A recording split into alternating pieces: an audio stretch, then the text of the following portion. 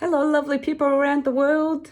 It's Monday again, and I'm so happy to see you back here talking all things optimal health and nutrition.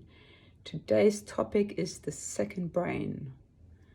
Well, it's only called the second brain.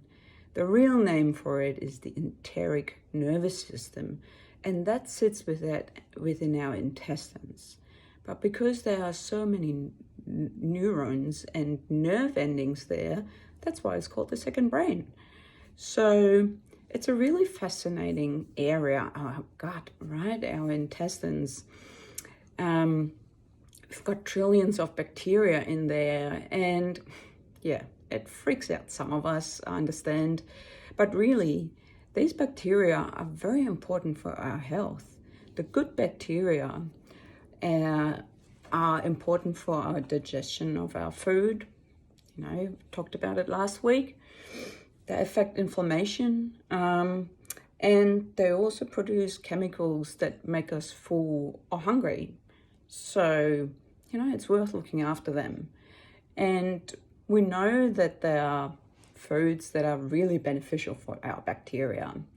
I'm a huge fan of fermented foods and drinks, as those of you who know me know, and I make them myself at home. For example, I make kombucha.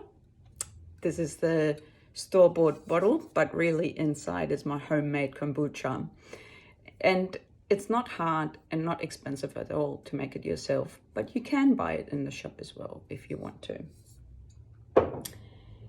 Then here we have some fermented vegetables. The beauty about the fermented vegetables is it's not only the chemicals that occur throughout the fermentation process that are beneficial for your gut bacteria, but also the vegetables themselves that are really good for your gut bacteria and your health. So a huge recommendation from my side. Fermented vegetables also come as known as sauerkraut or kimchi. And then we've got yogurt. Here I've got homemade coconut yogurt. You don't have to home make your coconut yogurt.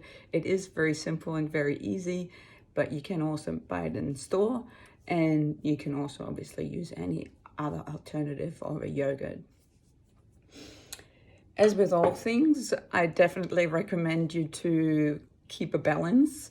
So, I recommend you to introduce some fermented foods and drinks into your diet, but keep it at a balance. Don't go crazy and drink, 2 liters of kombucha every day, because that might actually swing in the opposite side of the health effects, and it might, for example, damage your teeth, and you don't want that either.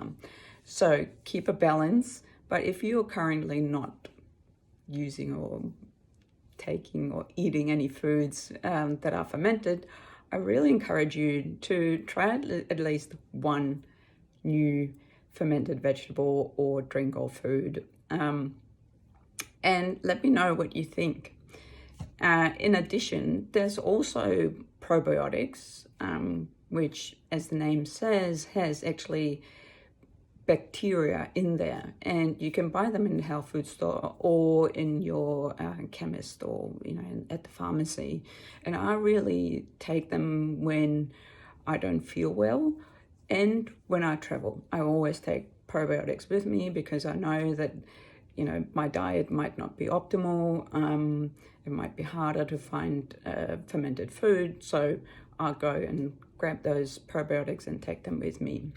In addition to fermented food and drinks, I also have to say that vegetables and fruit are good for your gut bacteria, as well as whole grains. So stack up on those foods, look after your gut bacteria, and let me know what you think. Is there any other fermented foods that you have tried and that you can recommend?